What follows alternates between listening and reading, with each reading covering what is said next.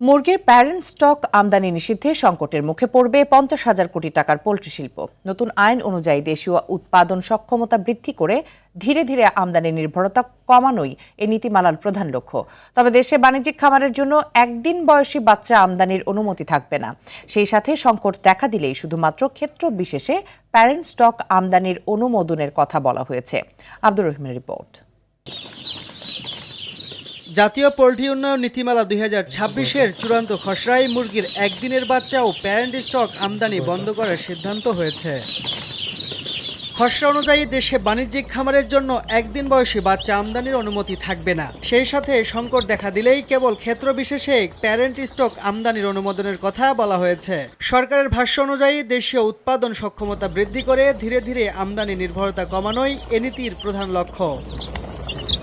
সরকারের এই সিদ্ধান্ত নিয়ে উদ্বেগ তৈরি হয়েছে পোল্ট্রি খাত জুড়ে। খামারি ও উদ্যোক্তাদের পাশাপাশি খাদ্য নিরাপত্তা ও ভোক্তা অধিকার সংশ্লিষ্টরা আশঙ্কা করছেন, প্রয়োজনীয় প্রস্তুতি ও বিকল্প উৎপাদন সক্ষমতা নিশ্চিত না করে এ সিদ্ধান্ত কার্যকর করা হলে দেশের ডিম ও মুরগি মাংসের সরবরাহ ব্যাহত হতে পারে, যা সরাসরি জাতীয় খাদ্য নিরাপত্তা ও বাজার স্থিতিশীলতার উপর নেতিবাচক প্রভাব ফেলবে। যাদের কাছে পিএস বাচ্চা থাকবে তারা কিন্তু ডিমও তৈরি করে, বাচ্চাও তৈরি করে, সব কিছু তৈরি করে। তারা আগে তাদেরটা সেটেল করে বাইরে দিতে যাবে।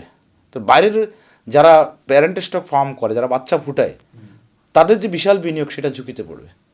কারণ হাতে গোনা কয়েকজন জিপি ফার্ম পরিচালনা করে, কিন্তু বাকিরা এখান থেকে কিছু নেই।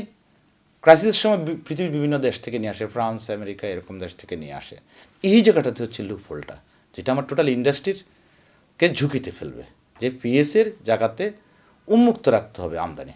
উদ্যোক্তারা বলেন, মুরগির প্যারেন্ট স্টক আমদানি পুরোপুরি বন্ধ করা হলে বাজারে সরবরাহ ঘাটতি তৈরি হওয়ার পাশাপাশি প্রান্তিক খামারিরা সবচেয়ে বেশি ক্ষতিগ্রস্ত হতে পারেন। এই আইনটা যদি বাস্তবায়ন করতে চায়, আরেকটা বিষয় খেয়াল রাখতে হবে, যদি এটা হয় তাহলে এটার যেন কোনো সুবিধা কোনো একটা নির্দিষ্ট গোষ্ঠীর কাছে না চলে যায় আবার। কারণ অনেক সময় বাংলাদেশে আপনার সিন্ডিকেট বলে একটা কথা থাকে, যে কোনো বাজার ব্যবস্থাপনা সিন্ডিকেট দখল করে রাখে।